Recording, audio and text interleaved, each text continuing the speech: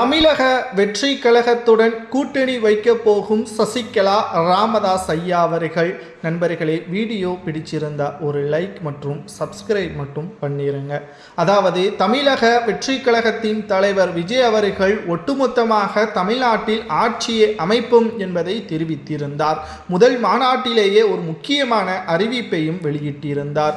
அதாவது எங்களுடன் கூட்டணிக்கு வரும் கட்சிகளுக்கு அதற்குரிய அங்கீகாரத்தையும் வெற்றியடைந்தால் அதற்கான முக்கியமான கூட்டணி அங்கீகாரத்தை தொடர்ந்து அவருக்கான அதிகாரங்களையும் நாங்கள் நிச்சயம் கொடுப்போம் என்பதை விஜய் அவர்கள் அழுத்தம் திருத்தமாக பேசியிருந்தார்.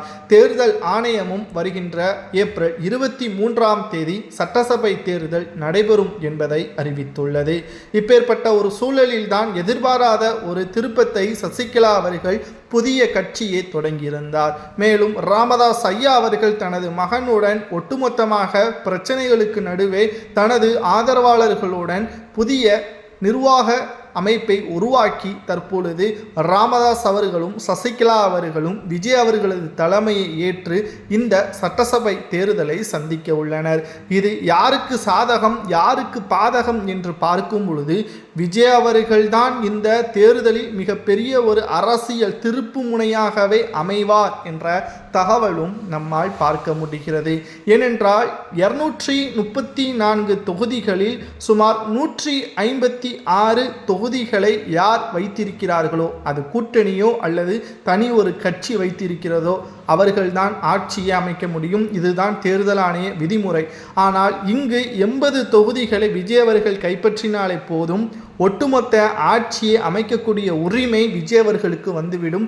இது யாருக்கு சாதகமாக மாறும்? சசிகலாவிற்கும் ராமதாஸ் ஐயா அவர்களுக்கும் சாதகமாக மாறும். ஏனென்றால் விஜய் அவர்களுடன் கூட்டணி வைத்தால் விஜய் அவர்கள் முதல்வராக மாறினால் முக்கிய அமைச்சர் பதவியில் சசிகலாவும் ராமதாஸ் ஐயா அவர்கள் நிச்சயமாக போட்டியிட மாட்டார்.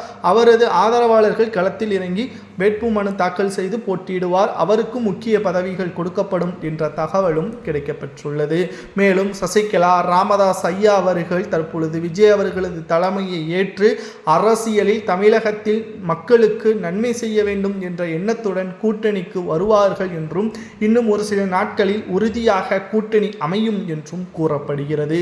இந்த கூட்டணி அமைந்துவிட்டால் ஒரு பக்கம் திமுகவின் கூட்டணிக்கும் அதிமுகவின் கூட்டணிக்கும் மிகப்பெரிய ஒரு தலையில் விழுந்த இடியாக பார்க்கப்படும். அது மட்டுமல்ல, தமிழ்நாட்டில் 50 ஆண்டுகளுக்கு பிறகு முதல் முறை புதிய கட்சி ஆட்சியை அமைக்கக்கூடிய ஒரு சூழலும் உருவாகும் என்ற தகவலும் தற்பொழுது கிடைக்கப்பெற்றுள்ளது.